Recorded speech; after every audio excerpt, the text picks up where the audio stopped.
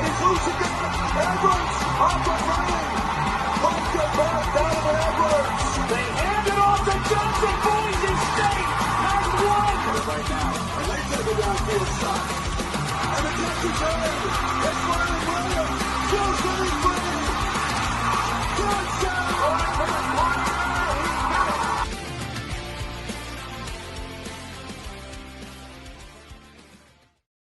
All right, everybody, welcome in to the next edition of the Gridiron Uncensored podcast. If you are just listening on the podcast platforms, it's just me, Brendan, tonight.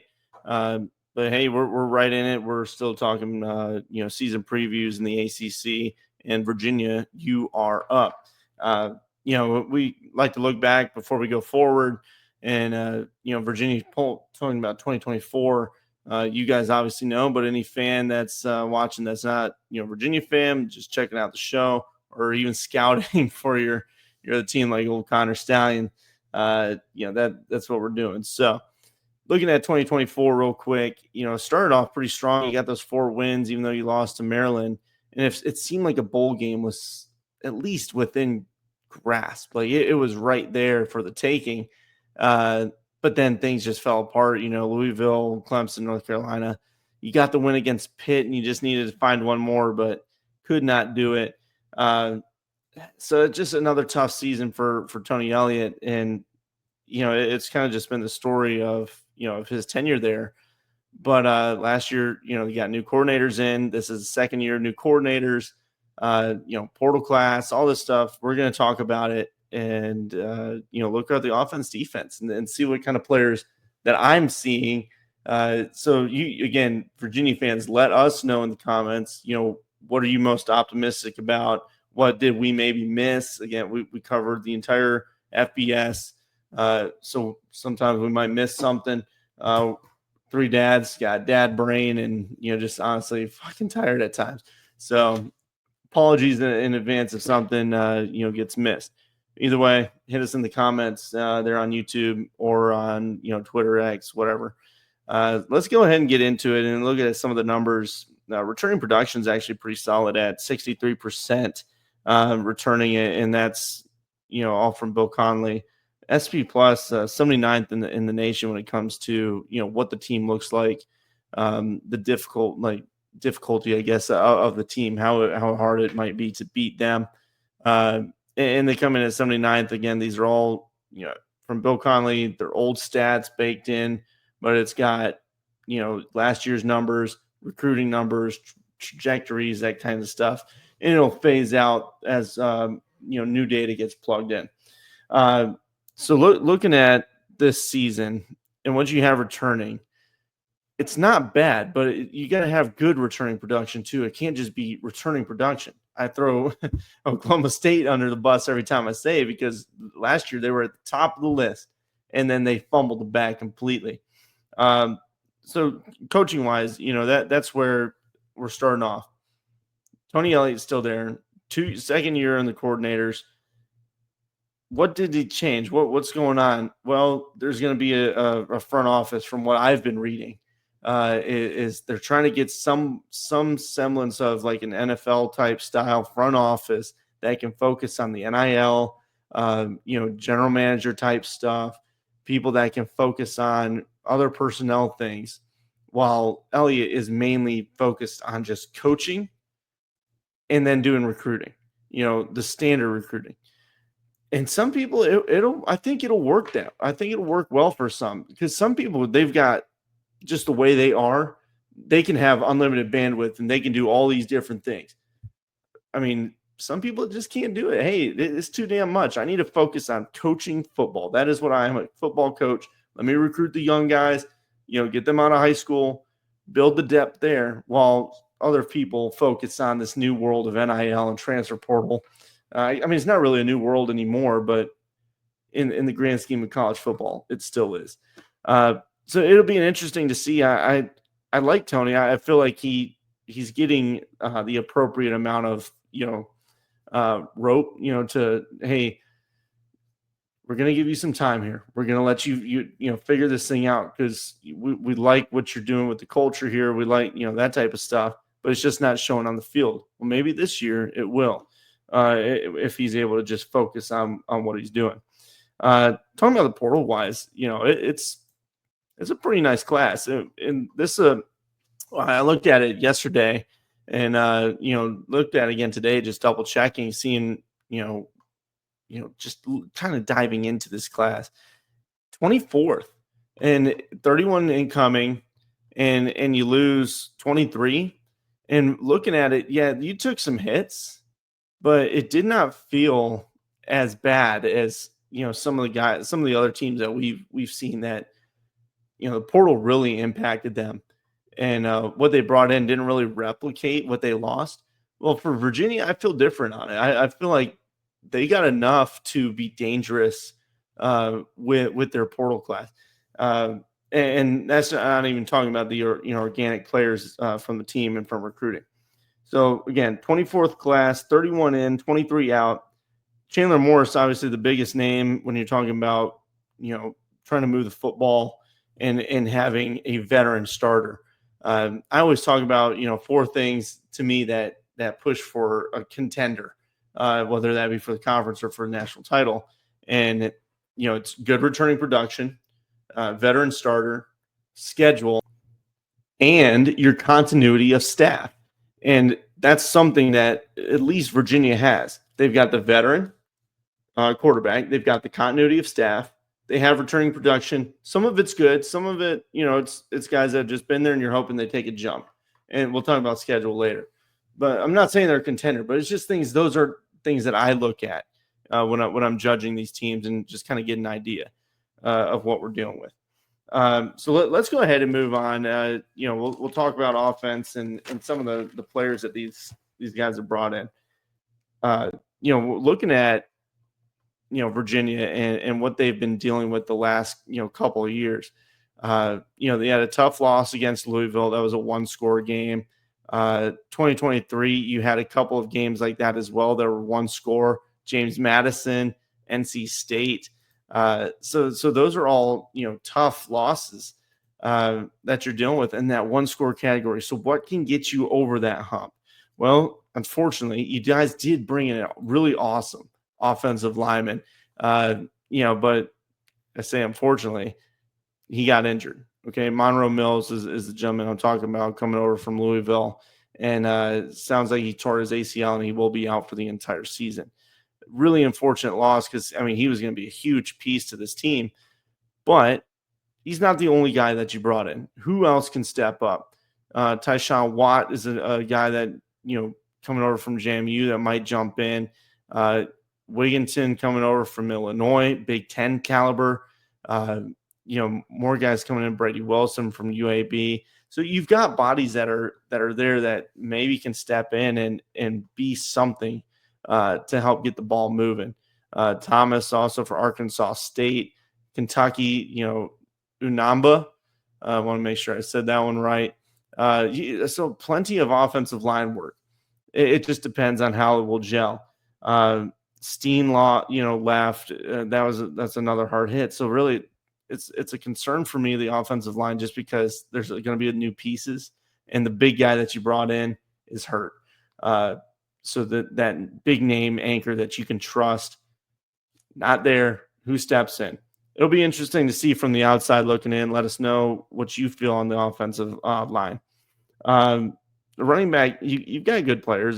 Xavier Brown, I think he got around 6 yards a carry last year. But also Jamari Taylor, he was 1,000-yard back. So that's something that you can build off. I know is at a lower level, but to me, the guy still has talent. That's still somebody that you can lean on and let him, be the bell cow. 1,000-yard back, it doesn't matter what league you're in. It's still hard to come by. So lean on that run if you can get the offensive line moving. If not, Chandler Morris, we know the guy can sling it. What he did at North Texas, he had a great year. And there's weapons for him, on this, Virginia team. Whether it be tight ends, wide receivers, you got, help coming in, Ed Ryan coming in from Purdue. We always talk about every time Purdue receivers always somehow are just really good, or they're able to step in and be productive. Cam Ross, another guy coming over from JMU, Thomas from Notre Dame. You've got guys coming in from multiple, big schools, but also, schools that have had good offenses too. So that's something to be, in my mind, be excited about, especially when you have Chandler Morris slinging the rock to him. So really, offense is going to come down to that line. If the line was, gave me more of a, a good feeling on it, I'd be like, okay, this team's going to be dangerous, and they might be as long as the offensive line shows up. I just need to see it. And again, I don't know this team intimately. I'm not a fan. I don't watch every single one of their games, but from what I've seen, what I've read in your own boards, that's what it's looking like to me. Let me know if I'm wrong. Defensive side, though, there's good returning production there. I just want to see some more improvement, especially in the pass rush and getting more sacks. I think it was only 19 last season. Got to bump those numbers up, man. Got to pump those numbers up. And I think they can. There's some portal help, across the board. Obviously, what you have organically is important in what you've been recruiting, but you got big dudes coming in. Hunter Osborne from Alabama, edge rusher more coming up from Elon. That's somebody that I've seen as a person that can really try to up that production. More edge rushers from Ohio State, Mitchell Melton. Anytime you get a guy from a big time Big Ten program or SEC program, doesn't matter if they were sitting on the bench, they were recruited there for a reason. They've got the talent. So now you can plug them in and hopefully get them rolling in the rotation. So there's people that can step up and maybe get that, up into the mid-20s, upper 20s range, in the sack totals. Linebacker is one that I think this team is strong at when you look at the depth. And Cam Robinson, that's somebody really good talent. I like what he brings to the table. He had 5 sacks last year, 64 tackles. That is something you can build off of. And, I know Tony Elliott's been there for a couple years now, but he's trying to build something. It's close. And I don't like firing a coach after a couple seasons, even with the portal. And you can usually turn things around pretty quickly now, at least when you're plugging and playing. But if you're trying to do a full roster rebuild, it's tough. This team feels like they're right there and just plugging these guys in and starting to push for that bowl game, and maybe next year being even more dangerous. Linebacker, like I said, linebacker looks good. Safety, to me, looks like a solid position. You got even, what you have organically, but then what you brought in the portal, linebackers, Marcellus coming up, guys coming in from UNLV. There's plenty to like about this portal class, and building that depth and getting guys in the rotation. Devin Neal was one that I'm excited about when it comes to the safety side. I think he's gonna be a problem for opposing offenses. We've seen it. He should be good for this team. So let's go ahead and look at the schedule, because I think offensively defensively they're gonna be good. Offensively, again, I just want to see what happens. But to me, it's got to be better than it was last year. Last year, the numbers for the offense: 93rd total offense and 101st total defense. Second year of the staff, if you will, the coordinators, new guys, good portal class. Those numbers should improve. They should, unless of course the line falls apart. Let's look at the schedule here on 2025 and see what Virginia is working with. And again, you're hunting for a bowl game at least. Yeah, that's should be the first thing in your mind as a Virginia fan. I know you guys probably want more. I got it. Look for a bowl game first. Over under is set at 6.5, and the Vegas is pretty damn good at putting it right where it makes you question what you're dealing with. I've struggled on a couple of these ACC teams when we're talking over under. I'll pull it back up. Coastal Carolina first. It's at Charlottesville. Coastal is an interesting team. I think you guys should beat them with just the talent that you have, but they're a sneaky team to watch. NC State is one. You're on the road. And again, I've said it in multiple episodes, this is a team that nobody's really talking about, and that usually means they're going to be dangerous. I don't know why. It's just whenever people aren't expecting anything from NC State, they pop off and win some games, like 9-10. or 8, whatever, but better than last year. Stanford or William and Mary, that's a win. Stanford, to me, that you guys should win this game. This is a game that Stanford's got a lot of turmoil going on. I don't trust what's going on with quarterback position. It's not going to be bad, but it's not Chandler Morris. I feel much more confident in him. Florida State, I think they're going to be much improved from where they were last year, so that'll be a tough one. Louisville, I think, again, tough game right there, and it's on the road. Then you get a bye week, and then you got Washington State coming to town. Obviously, a lot of changes with that program. I'm say that's a win. North Carolina, Cal, Wake Forest, Duke, and then you finish with Virginia Tech. 6.5. Again, the double check. Yes, 6.5. That is the over/under, and it feels right at that line. And I've looked at this schedule multiple times, trying to see if I can find the 7. Man, it's tough. It depends so much on the front, and I think it's going to be good enough to be dangerous. And you let Morris just sling it all over. You beat Coastal, you beat NC State, William and Mary. Say you start off 4-0, and then you take a couple losses, Florida State, Louisville. You go out, you beat Washington State. And then it gets, maybe Cal, because I don't trust their quarterback position. I know they got the talented youngster, recruit, but that was a lot of turmoil there. Maybe that's your 6th win. 7, Wake Forest. I could see it, but it's going to be tight. So I'm probably going to go with the over on this one and say they hit 7. But it's going to be close. Virginia Tech could be a win too. Toss up. Duke, I think, is going to be a much improved team, even though they were good last year.